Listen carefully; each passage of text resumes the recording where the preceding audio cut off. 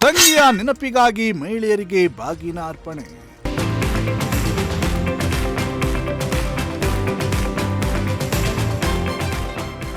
K N Rajanna ಅಭಿಮಾನಿಯ ಕಾರ್ಯಕ್ಕೆ ಜನಮೆಚ್ಚುಗೆ.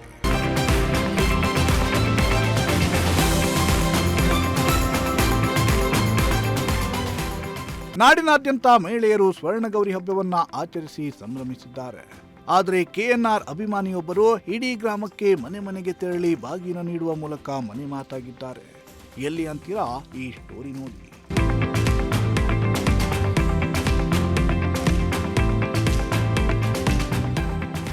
ಹೌದು, ಮಧುಗಿರಿ ತಾಲೂಕಿನ ದೊಡ್ಡಮಾರೂರು ಗ್ರಾಮ ಪಂಚಾಯಿತಿ ಸದಸ್ಯ ನರಸಿಂಹಮೂರ್ತಿ ಇಂತಹ ಕಾರ್ಯಕ್ರಮಕ್ಕೆ ಮುಂದಾಗಿದ್ರು. ಇವರ ತಂಗಿ ಸುಮಾರು ವರ್ಷಗಳ ಹಿಂದೆ ತೀರಿಕೊಂಡಿದ್ದು, ಅವರ ನೆನಪು ಕಾಡಿದಾಗ ಈ ಆಲೋಚನೆಯನ್ನ ಮಾಡಿದ್ದಾರೆ. ಪ್ರತಿ ವರ್ಷ ತಮ್ಮ ತಂಗಿಯ ಸವಿನೆನಪಿನಲ್ಲಿ ಇಡೀ ಗ್ರಾಮದ ಮಹಿಳೆಯರಿಗೆ ಬಾಗಿನವನ್ನ ನೀಡುತ್ತಿದ್ದಾರೆ. ಇವರು ನೀಡುವ ಬಾಗಿನವನ್ನ ಇಡೀ ಗ್ರಾಮದ ಮಹಿಳೆಯರು ತನ್ನ ಅಣ್ಣ ಬಂದ ಎಂದು ಖುಷಿಯಾಗಿ ಬಾಗಿನವನ್ನ ಪಡೆದು ಒಳ್ಳೆಯದಾಗಲಿ ಅಂತ ಶುಭ ಹಾರೈಸಿ ಆಶೀರ್ವದಿಸಿ ಕಳಿಸ್ತಾ ಇದ್ದಾರೆ.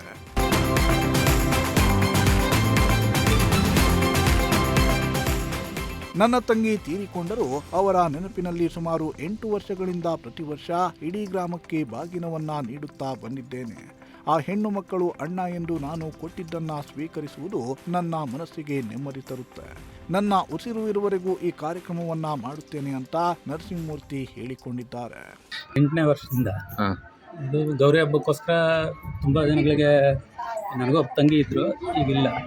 ನೆನಪಿಗೋಸ್ಕರ ಪ್ರತಿ ವರ್ಷ ಹೆಣ್ಮಕ್ಳಿಗೆ ಗೌರಿ ಹಬ್ಬದ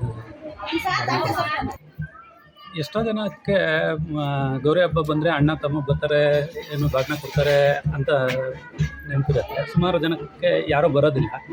ಆ ನೋವು ಅವ್ರಿಗಿರಬಾರ್ದು ಅನ್ನೋ ದೃಷ್ಟಿಯಿಂದ ಕೊಡ್ತಾಯಿದ್ವಿ. ಇದ್ದಾಗ ತೊಗೊಂಡೋಗಿ ಕೊಡ್ತಾಯಿದ್ವಿ. ಆಕೆ ಎಕ್ಸ್ಪೈರ್ ಆದಮೇಲೆ ಯಾರಿಗೂ ಕೊಡೋಕೆ ಇಲ್ವಲ್ಲ ಅನ್ನಿಸ್ತಾ ಇತ್ತು. ಹಂಗಾಗಿ ನಮ್ಮೂರನ್ನ ಎಲ್ಲರಿಗೂ ಕೊಡೋಣ ಅನ್ನಿಸ್ತು. ಹಂಗಾಗಿ ಇದಕ್ಕೂ ಸಂಬಂಧನೇ ಇಲ್ಲ. ಎಲ್ಲಿವರೆಗೂ ಸಾಧ್ಯನೋ ಅಲ್ಲಿವರೆಗೂ, ಎಲ್ಲಿವರೆಗೂ ಕೊಟ್ಟಿರ್ತಾನೆ ಅಲ್ಲಿವರೆಗೂ ಕೊಡ್ತೀನಿ. ಖಂಡಿತ ಖುಷಿ ಆಗುತ್ತೆ.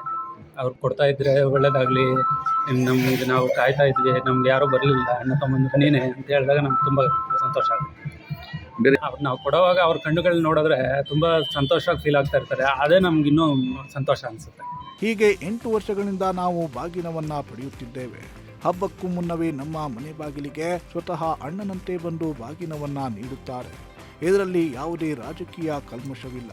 ಅವರಿಂದ ಬಾಗಿನ ಪಡೆಯೋದು ನಮಗೆ ಹೆಚ್ಚು ಖುಷಿ ನೀಡುತ್ತೆ ಅಂತ ಸ್ಥಳೀಯ ಮಹಿಳೆ ಶೈಲಜಾ ಸಂತಸವನ್ನ ಹೊರಹಾಕಿದ್ರು.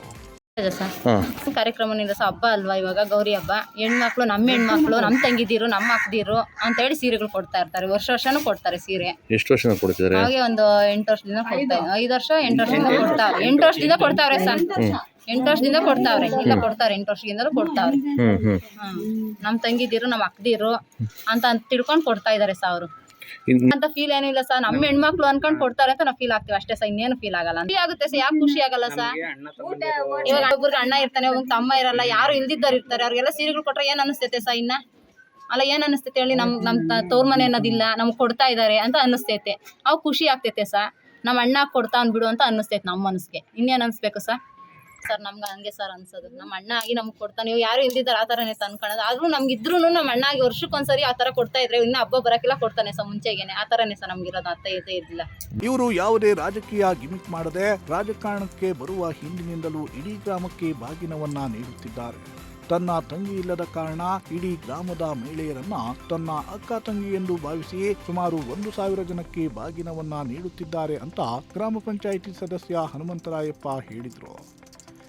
ಮೂರ್ತಣ್ಣವರು ಈ ದೊಡ್ಡಮಲ್ಲೂರು ಗ್ರಾಮದಲ್ಲಿ ಪ್ರತಿ ವರ್ಷ ಗೌರಿ ಹಬ್ಬ ಬಂದರೆ 8 ವರ್ಷದಿಂದ ಸತತವಾಗಿ ಕೊಡ್ತಾ ಇದ್ದಾರೆ.